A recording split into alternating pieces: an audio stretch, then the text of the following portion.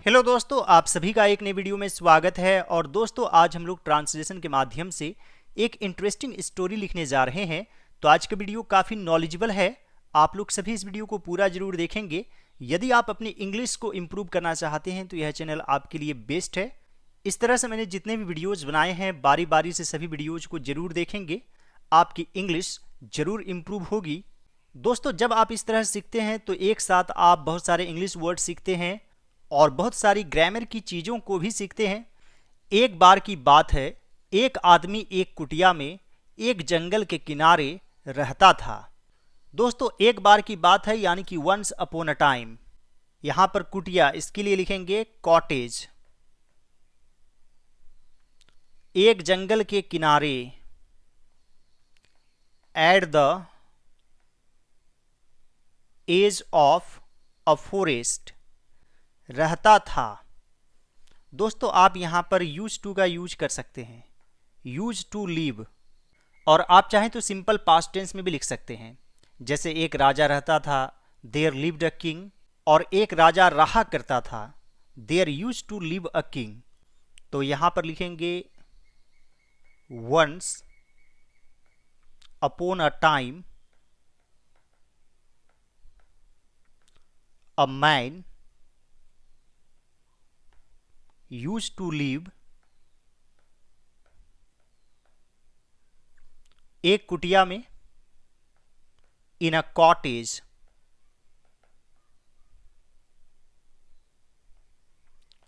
Eight the edge of a forest. Once upon a time, a man used to live in a cottage at the edge of a forest. उसे एक बेटी थी जो बहुत खूबसूरत थी।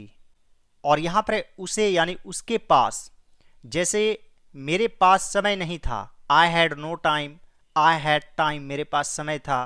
उसके पास समय था, he had time, he had a book, तो उसे एक बेटी थी, he had a daughter, he had a daughter who was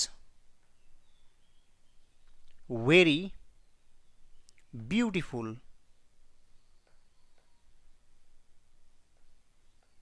यहां पर डॉटर एक है, इसलिए यहां पर वोज यूज करेंगे। मान लीजिए यहां पर रहता ही हैड डॉटर्स, बेटियां थी, तब यहां पर वर यूज करते। He had a daughter who was very beautiful. एक शेर अक्सर उसे देखा करता था जब भी वह शिकार के लिए आता था। तो यहां पर सब्जेक्ट क्या है? एक शेर। देखा करता था यानी कि पास्ट हैबिट को दिखाने के लिए आप यहां पर यूज टू का यूज कर सकते हैं। जब भी, आप इसके लिए व्हेन एवर लिख सकते हैं। शिकार के लिए, फॉर हंटिंग। आता था, आप केम का यूज कर सकते हैं। तो यहां पर लिखेंगे अ लायन, अक्सर, ऑफन, यूज टू सी हर, उसे देखा करता था यानी कि उस लड़की को। तो यहां पर हर यूज करेंगे। वेन एवर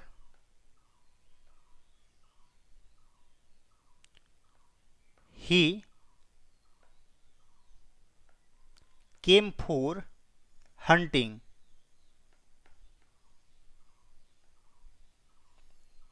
आप सीधे केम हंटिंग लिख सकते हैं, फोर को छिपा भी सकते हैं। या फिर आप यहां पर भी यूज टू का यूज कर सकते हैं। Whenever he use to prowl. Prowl का अर्थ होता है दबे पांव शिकार करना। A lion often use to see her whenever he came hunting. शेर को उस लड़की से प्यार हो गया। तो यह सिंपल पास्ट टेंस में है। सबसे पहले सब्जेक्ट, फिर वर्ब टू और फिर ऑब्जेक्ट। प्यार हो जाना यानी कि फॉल इन लव। तो फॉल से फेल बन जाएगा वर्ब टू। तो यहां पर लिखेंगे the lion fell in love with that girl. The lion fell in love with that girl. इसलिए एक दिन वह लड़की के पिताजी के पास गया और उसका हाथ मांगा। दोस्तों, हाथ मांगना यानी कि आस्क फॉर हैंड, तो यह भी है सिंपल पास्ट टेंस में। सो वन डे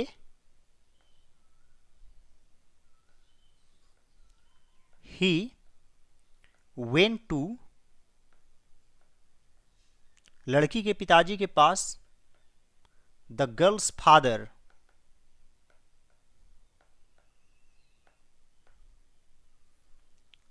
के लिए अपस्ट्रोफी कोमा एस का यूज करेंगे। एंड आस्क्ड हिम, यानी कि लड़की के पिताजी से कहा, फॉर हर हैंड। और आस्क फॉर का अर्थ मांगना भी होता है, जैसे I ask for money. So one day he went to the girl's father and asked him for her hand. लेकिन उसके पास इनकार करने और शेर को नाराज करने का साहस नहीं था। नाराज करना यानी कि अफेंड, साहस यानी कि करेज, इनकार करना यानी कि रिफ्यूज। जैसे मेरे पास समय नहीं था, आई हैड नो टाइम, उसके पास साहस नहीं था, he had no courage, but he had no courage to refuse and offend the lion. But he had no courage to refuse and offend the lion. जैसे मेरे पास समय नहीं था, I had no time, और इसे आप सिंपल पास्ट टेंस में भी लिख सकते हैं, I didn't have time। तो आप यहां पर लिख सकते हैं, but he didn't have the courage, but he didn't have the courage to refuse and offend the lion। इसलिए उसने एक योजना सोची। So he thought of a plan। हमेशा think of लिखना है इस तरह के सेंटेंस में, तो think से thought बन जाएगा verb two. So he thought of a plan। उसने शेर से कहा, मेरी बेटी तुम्हारे दांत और धारदार नाखून से डरती है। He said to the lion,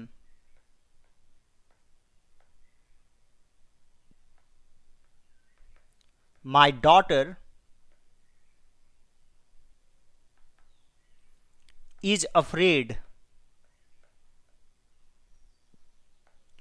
of। हमेशा afraid of होता है और इसके पहले आप am is are was were का यूज कर सकते हैं। जैसे मुझे आपसे डर लगता है, I am afraid of you। तुम्हारे दांत, your teeth,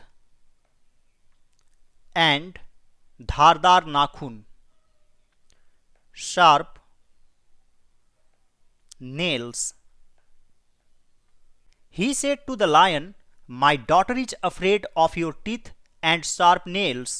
वह तुमसे तभी शादी करेगी जब तुम मुझे तुम्हारे दांत निकालने और नाखून काटने दोगे। तो यहां पर लिखेंगे, she will marry you only if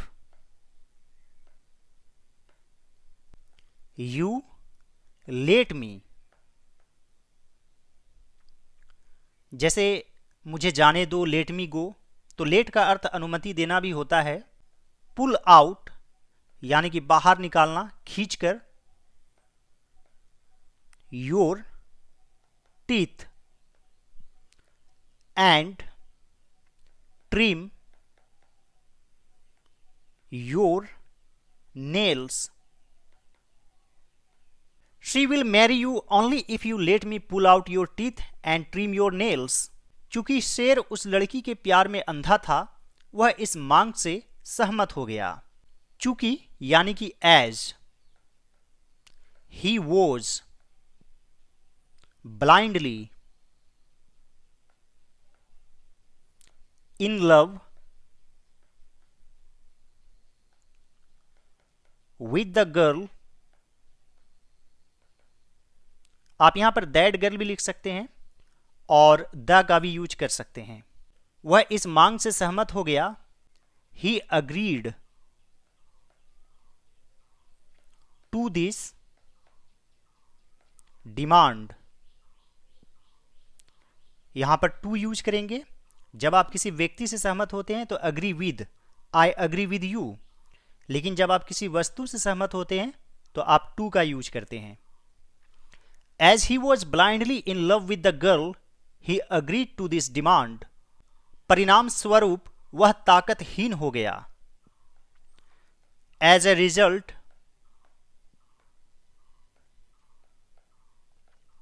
he became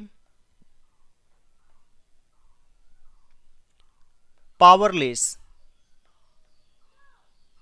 या फिर disarmed, यानी कि उसके पास और कोई हथियार नहीं बचा हमला करने के लिए। लड़की के पिताजी ने उसे एक भारी डंडे से पीटा और भगा दिया। भगाना यानी कि ड्राइव अवे। जब आप अपने खेत से जानवरों को भी भगाते हैं तो आप ड्राइव अवे का यूज कर सकते हैं। She drove away a herd of animals. तो यहां पर सब्जेक्ट क्या है? लड़की के पिताजी ने, यानी कि द गर्ल्स फादर, उसे एक भारी डंडे से पीटा। बीट हिम, यहां पर बीट वर्ब टू है, बीट बीट बीटन होता है। विद अ हेवी स्टिक, और भगा दिया। एंड ड्रोव अवे, आप चाहें तो ड्रोव हिम अवे भी लिख सकते हैं। ड्राइव समबडी अवे यानी किसी को भगा देना। The girl's father beat him with a heavy stick and drove him away. I hope friends आज का वीडियो आप लोगों को अच्छा लगा होगा। यदि यह मेरा एफर्ट आप लोगों को अच्छा लगे तो इस वीडियो को लाइक कर दीजिएगा। मेरे चैनल पर नए हैं तो जरूर सब्सक्राइब कर लीजिए और दूसरे सभी वीडियोज को जरूर देखिए। All right friends, thanks for watching, have a great day.